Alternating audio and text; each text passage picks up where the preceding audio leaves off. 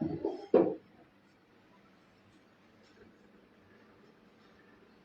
भीम। एक सेकंड भाई सभी साथियों को जय भीम। जय भीम जय भीम। आज विशेष तौर पर संगठन के जितने भी साथी हैं ना, उनको विशेष तौर पर बुलाया गया है। कारण कि समाज पर जो दिन दहाड़े और रात के अंधेरे में छिप के भी जो अत्याचार हो रहे हैं, वो बहुत ही सिर्फ निंदा करने से काम नहीं चलेगा। कहते हैं निंदनीय है, हमें दुख हुआ, जी जी, यहाँ ये प्रॉब्लम हो गई, वहां पर झगड़ा हो गया, वहां पर मूंछ काट दी, या वहां पर जान से लोगों को मार दिया गया। ये सिर्फ निंदा करने से काम नहीं चलेगा। मैं विशेष तौर पर आप सभी के साथ में इंटरेक्ट होना चाहता था। ये बैठकों का दौर जो है वो रोजाना चल रहा है, नित्य दिन चल रहा है। हमारा ये प्रयास रहता है कि हम अधिक जितना ज्यादा हो सके अपने कार्यकर्ताओं के साथ, अपने पदाधिकारियों के साथ में इंटरेक्ट हों, उनके साथ बात करें। देखिए, राज्य कोई भी हो, कोई राज्य अछूता नहीं है। सबसे पहले बात कर लेते हैं हम, जो अमूमन आप देख रहे हैं उत्तर भारत में उत्तर प्रदेश, हरियाणा, दिल्ली, यहाँ तक राजस्थान को तो कौन भूल जाएगा। इन राज्यों के अंदर जातीय जो आतंकवाद है और जो जातीय अत्याचार है, शोषण है, वो बहुत चरम सीमा पर पहुंच गया है। कहने का मतलब ये है कि देखिए, कोई भी घटना होती है, आवाज उठती है एकदम। अभी हम बातचीत जो कर रहे हैं, ये समाज को लेकर प्रॉपर बात कर रहे हैं। इसके बाद में हम इंटरनली मीटिंग रखेंगे। लेकिन जो आवाज उठती है वो कुछ समय के लिए होती है। उसके बाद में या तो सरकार के षड्यंत्र के द्वारा कांड हो कोई, या कोई भी जातीय शोषण का कोई भी मामला हो, या तो उसको शासन के द्वारा दबा दिया गया। मनीषा वाल्मीकि का ले लो आप। मनीषा वाल्मीकि मामले में हाथरस में क्या हुआ था? रातों रात जो है वो डेड बॉडी को जलाया गया, राजस्थान में लोगों को आने से रोका गया, वहां पर लोगों को आने से रोका गया। और यहाँ तक जो है, मतलब हालात ऐसे पैदा कर दिए गए जैसे कि उस एक स्पेशल इलाके के अंदर इमरजेंसी लगी हुई है।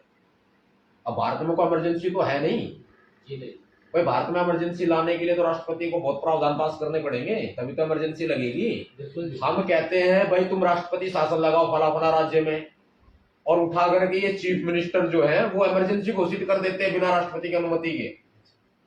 चीफ मिनिस्टर तो इमरजेंसी लगा भी नहीं सकता, राष्ट्रपति को अधिकार है। तो इसको हम क्या कहेंगे? इसको हम कहेंगे अघोषित इमरजेंसी। और जब अघोषित इमरजेंसी कहीं आपके शहर में, कहीं आपके इलाके में, कहीं आपके राज्य में अगर आपको ये चीज नजर आती है ना, तो ये ध्यान रखना, आने वाला वक्त उस जिले के लिए या उस प्रदेश के लिए खतरनाक होने वाला है। ये तानाशाह सरकार जो है आने वाले समय में क्या करेगी? संविधान को बदलेगी। हम सुनते आए भाई, बदल रहे हैं। हम ये कहते हैं खून खराबा हो जाएगा, हम ये कहते हैं गलत हो जाएगा, हम ये कह देंगे गलत। आज मैं आपको बता देता हूं, 2 अप्रैल 2018 की सुबह 10 बजे गुड़गांव कोर्ट में मेरी पेशी थी। मैं वहीं से आ रहा हूं। 2018 से 2022 आ गई, 4 साल तो हो गए केस चलते हुए। और अमूमन बहुत से लोगों के ऊपर केस चल भी रहे हैं भाई, मेरे ऊपर भी चल रहे हैं। काम करेंगे तो केस भी होंगे, जो काम ही नहीं करता उसके ऊपर क्या खास केस होंगे। इसलिए अगर कहीं ऐसी कंडीशन आपको नजर आती है ना, आप ये समझ लेना कि वो अघोषित इमरजेंसी है, और आने वाले समय में आपके प्रदेश को, आपके जिले को बहुत बड़ा खतरा है। उस खतरे को से निपटने के लिए रणनीति आज से ही बनानी शुरू कर दो। रणनीति बनाने के लिए क्या करोगे? आपने कोई ये नहीं है कि आपने बड़ा तामझाम इकट्ठा करना है। कोई समझ जाओ, तामझाम का मतलब मैं ओपन नहीं बोल सकता, क्या हो सकता है? कुछ नहीं इकट्ठा करना, बस सिर्फ अपनी कम्युनिटी को मजबूत करो। आप अकेले हो तो 1 और 1 11 हो जाओ। अगर आप 11 हो गए तो 111 भी हो जाओगे, 1011 भी हो जाओगे। ये संख्या आपकी लाखों में बढ़ जाएगी। आज हम अपने कार्यालय में बैठे हैं, अपने कार्यालय में बैठ के बातचीत कर रहे हैं। देखो अभी जो मान सम्मान आपका मिला, आपके मान सम्मान का मैं कायल हूं भाई। ये इतना बड़ा एक तरह से मेरे ऊपर एहसान है, ये है मेरे ऊपर एहसान। और जब मेरे ऊपर कोई एहसान होता है तो मैं जल्दी जल्दी दौड़ लगा के काम करता हूँ, ऐसा नहीं। समाज में ये जिम्मेदारियां जो है वो हमारे महापुरुषों ने दी। अपने 4-4 बच्चों की कुर्बानी देकर बाबा साहब अंबेडकर जी जिम्मेदारियां किन कंधों पे देके गए हैं? इन कंधों पे, आपके कंधों पे। और मैं अपने कंधे नहीं मानता, मैं मानता हूं कि जो मेरे कंधे हैं वो आप ही है। आपको चोट लगेगी मैं डगमगा जाऊंगा, आपके ऊपर केस लगेगा मैं डगमगा जाऊंगा, आपको दिक्कत परेशानी कहीं भी होगी, नुकसान मुझे होगा। अगर आप समाज में तरक्की करते हो, आप समाज में तरक्की करते हो, आप समाज में काम करते हो और इस कार्य को लेकर के समाज को एक नई दिशा मिलती है, तो ये समझ लो कि वो मेरा काम हो रहा है, अपना पर्सनली काम हो रहा है, सामाजिक काम हो रहा है। इसका मतलब ये है कि अगर आप समाज में अगर आप वर्किंग कर रहे हो, कोई काम कर रहे हो, तो वही मेरा लक्ष्य है, वही मेरा उद्देश्य है। मेरा मानना यही है कि कहीं भी कोई भी एट्रोसिटीज पे, सिर्फ एट्रोसिटीज पे नहीं, जो जातीय शोषण होता है, जातीय अत्याचार होते हैं, सिर्फ उन पे ही नहीं, हमें उन पे तो काम करना ही करना है। साथ ही जितने भी आसपास के जो लोग हैं, अमूमन आप देख लो, आपके गांव में, आपके शहर में आप देखोगे, नजर उठा के आपके पड़ोस में भी देखोगे आप, तो लोग दबे हुए हैं। लोग आज भी पाखंडवाद का शिकार है, लोग आज भी घृणित मानसिकता का शिकार है। आज हम यहाँ दिल्ली एनसीआर में बैठे हैं, बैठे नहीं बैठे, हमारे पास में किस चीज की कमी है? हमारे पास किसी चीज की कमी नहीं। बढ़िया आलीशान ऑफिस है हमारे पास में, बढ़िया घर है, रहने को खाने को बढ़िया खाना है, पीने को बढ़िया बिस्लेरी का पानी। भाई क्यों है? आपको पता है ना, वो इसलिए है कि बाबा साहब अंबेडकर जी ने उस दौरान में वो संघर्ष किया है, भूखे पेट रह करके उन्होंने देश का संविधान लिखा है, हमें हमारे हक दिए हैं, हमारे अधिकार दिए हैं। 4-4 बच्चों की अपनी कुर्बानी दे करके वो रातों रात जा करके अपने परिवार को, वो कहते हैं ना कि अगर समाज में उजाला करना है तो सबसे पहले अपने घर में आग लगानी पड़ती है। वो डॉक्टर अंबेडकर ने किया है। जब डॉक्टर अंबेडकर ने अपने घर में आग लगा करके समाज में इतना बड़ा उजाला कर दिया, तो यार हमारे पास तो बहुत कुछ है। सोचिए आप कि वो लोग जो राजस्थान प्रदेश में, उत्तर प्रदेश के बहुत सारी जगह, बिहार प्रदेश के बहुत सारी जगह, उड़ीसा में, छत्तीसगढ़ में, झारखंड में, अभी छत्तीसगढ़, झारखंड, उड़ीसा, पश्चिम बंगाल, बहुत सारी टीमें मेरे पास में यहाँ पहुंचने वाली है। सारे लोग भीमसेना का दामन थामेंगे क्योंकि उन्होंने भरोसा जताया अपने ऊपर। सतपाल भाई, मैं अपनी जुबान नहीं बोलता, जो लोग बोलते हैं मैं वो बोलता हूँ। मैं वो बोलता हूँ, अपनी ये वाली बात पूरी करूंगा मैं उसके बाद में कि बाबा साहब अंबेडकर जी ने कैसे घर में अपने घर में आग लगा के समाज में उजाला किया। लोग इस बात को बोलते हैं, मैं नहीं बोलता। कि सतपाल तंवर को जो शुरू से बचपन से देख रहे हैं ना, वो देख रहे हैं कि भाई जब से समाज में वो संभाला है, जो बड़े बुजुर्ग भी हो गए आजकल, 1997 से, भाई हम तो स्टूडेंट थे उस वक्त में, हम तो छात्र जीवन था हमारा, छात्र जीवन में भी हमारा दौर संघर्ष में बीता है पूरा। पढ़ाई में हम किसी से कम नहीं, मार्क्स को देख लो, मार्क्स किसी चीज में कम नहीं, मतलब इतने पढ़ाई में सबसे अव्वल, समाज में काम करने में सबसे अव्वल, किसी पर लठ बजाना हो तो उसमें सबसे अव्वल। भाई मैंने क्लास उठा के देख लो, अभी अखबार की कटिंग यहाँ पर पड़ी होगी, पुरानी स्कूल की दीवार धैड़ गई, तोड़ दी थी हमने। क्यों तोड़ दी थी? क्योंकि गुंडागर्दी कर रहे थे लोग। जब लोग गुंडागर्दी कर रहे थे और स्कूल में एग्जाम थे, मेरे स्कूल में, स्कूल का नाम भी बता देता हूँ, SD senior secondary school Khandsa road, गुंडागर्दी कर रहे थे, नकल करा रहे थे, पुलिस कुछ नहीं कर रही थी।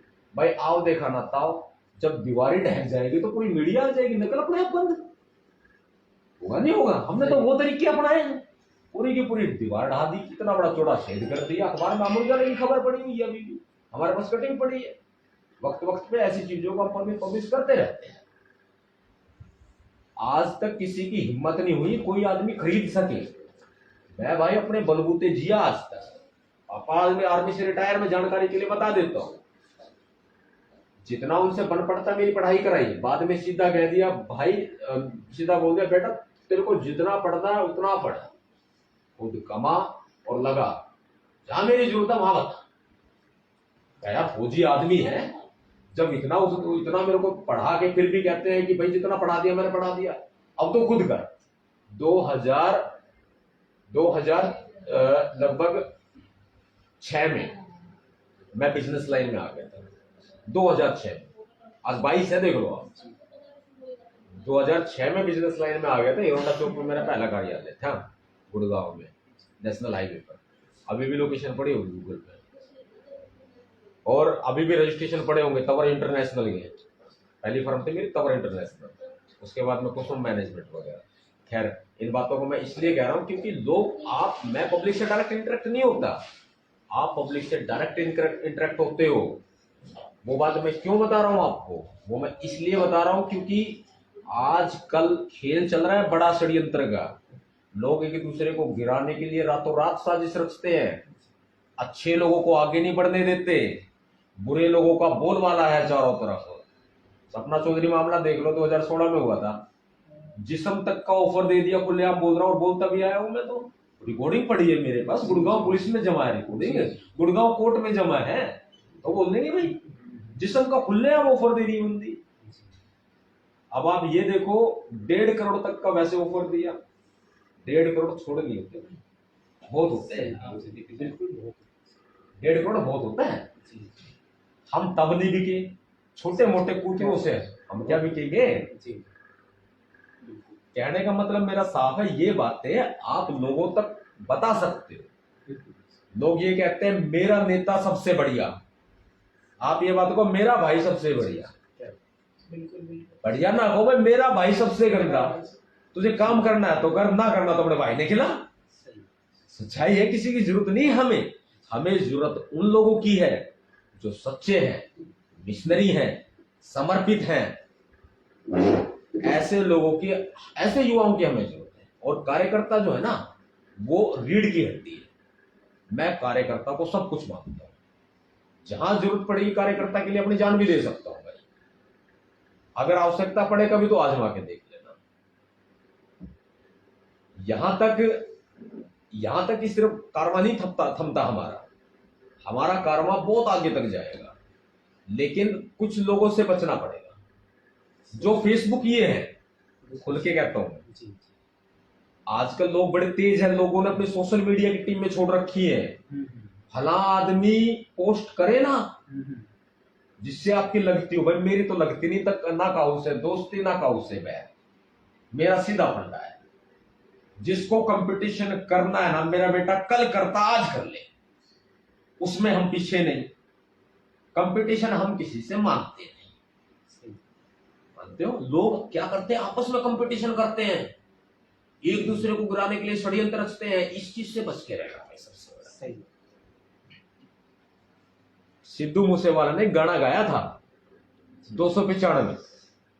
देखो उस भाई को तो लोग आज सुन रहे हैं, वो आज हमारी दुनिया, इस दुनिया में नहीं है। जब इस दुनिया में लोग नहीं रहते ना, उसको तब लोग सुनते हैं। पहले शुरू में कोई तवज्जो देते नहीं। लेकिन मैं कह नहीं सकता ये सारी बातें, लेकिन बहुत ग्रेट बंदा था। मैं उसको आज से नहीं, लगभग 8-10 साल से जानता हूं, और लगभग 4-5 साल से साथी है हमारे।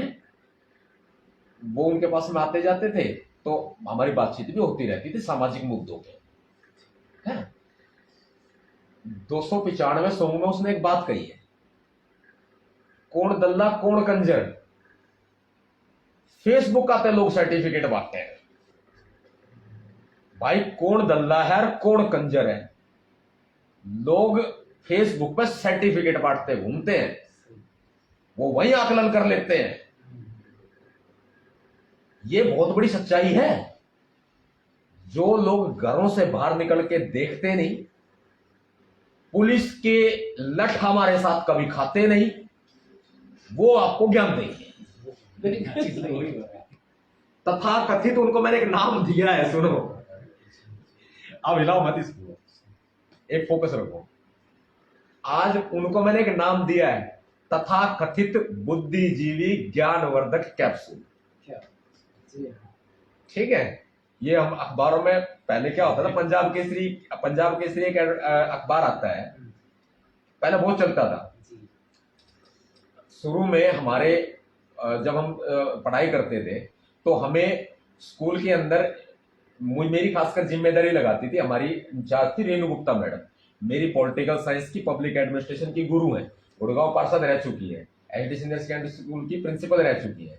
तो वो उनको मेरे ऊपर बहुत उम्मीद रहती थी, शरारती मैं बहुत था, तो क्या था कि वो मेरी रिस्पॉन्सिबिलिटी ले रहती थी, भाई अभी आज की जो स्पेशल खास खबर है वो सतपाल तंवर जो है मेन स्कूल के मेन बोर्ड पे लिखी है।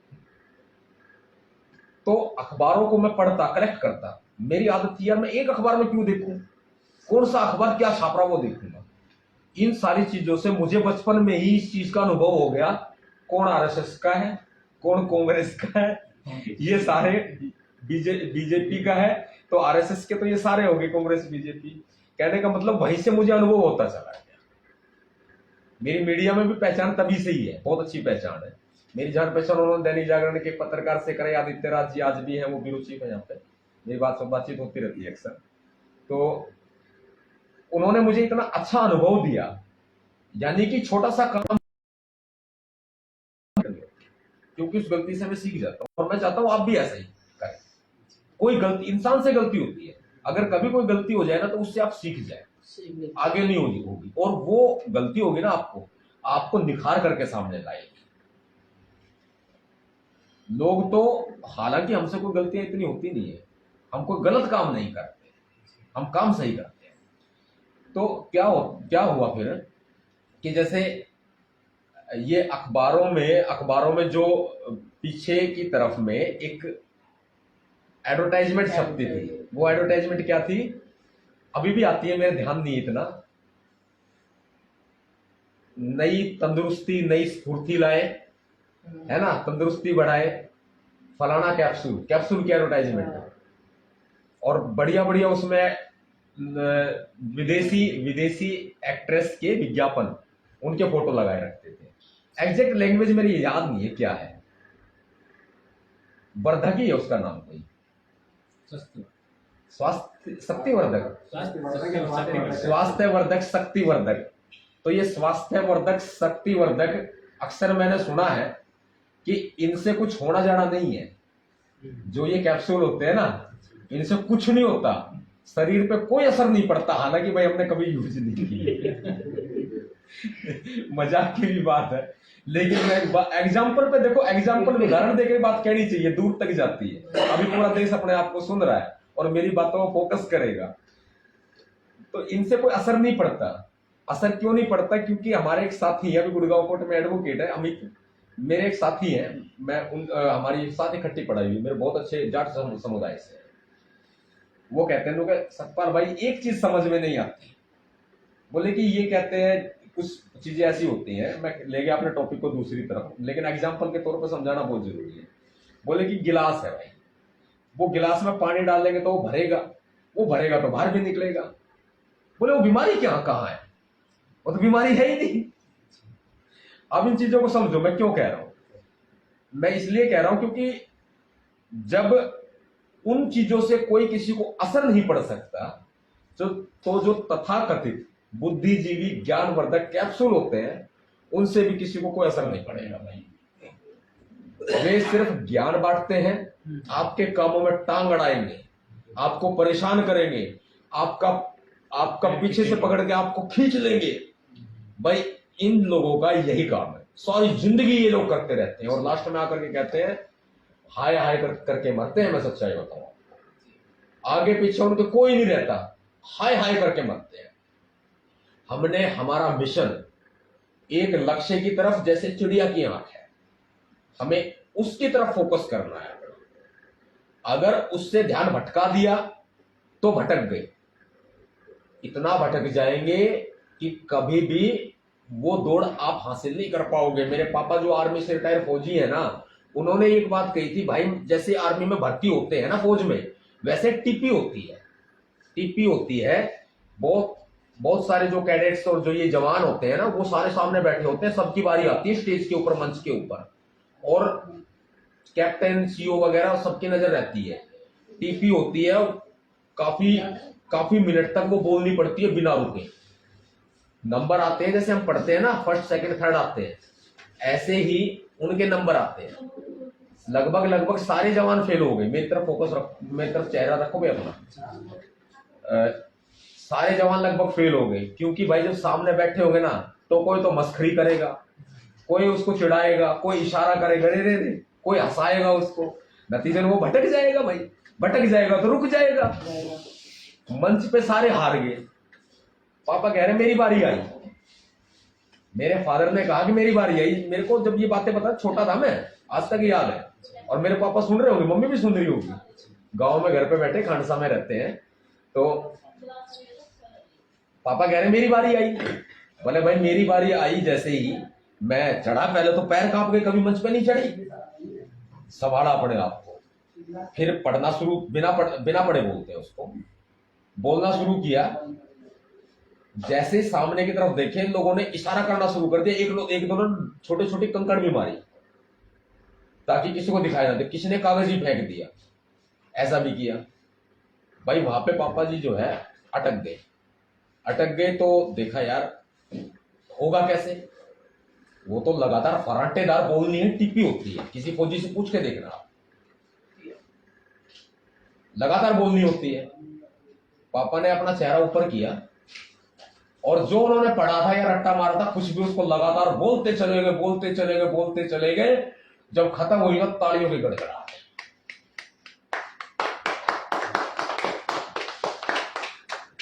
फर्स्ट आए थे पापा उसमें।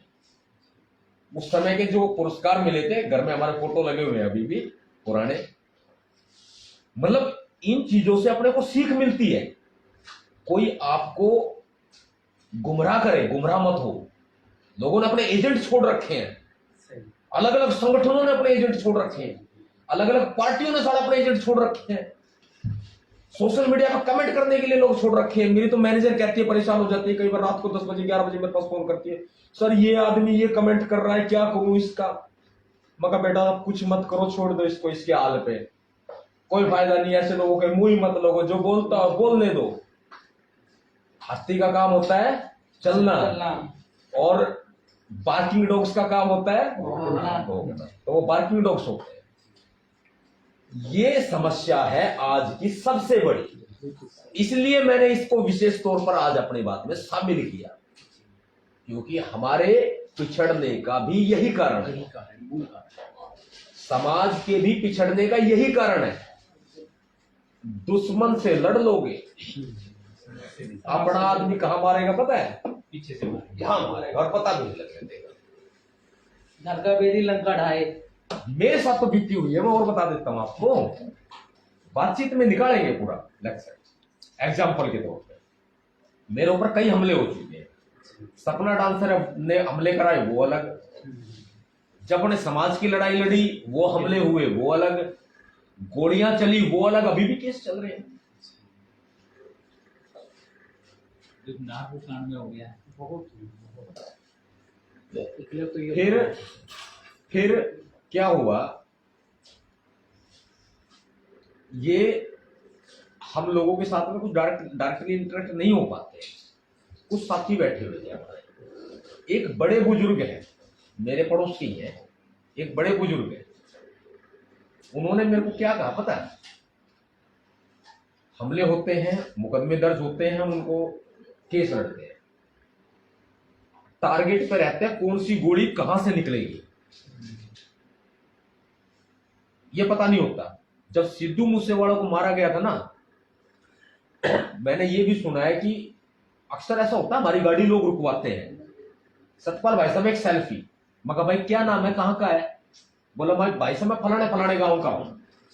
मेरे गुड़गांव की बात बता रहा हूं, मैं फलाने फलाने गांव का हूं। भाई किन के घरों में? देखो गुड़गांव मेरा लोकल है, तो मैं जनरली किसी भी राज्य किसी भी जिले में जाऊंगा तो मेरे लिए वो भीम सैनिक है, मेरे लिए वो भीम सैनिक है। कोई नीला पटका भी डाल के आ जाएगा ना, तो भी वो मेरा अपना ही है। गुड़गांव में हमारी आदत है, हम सीधा पूछते हैं तो भाई किन के घर मैनू बता।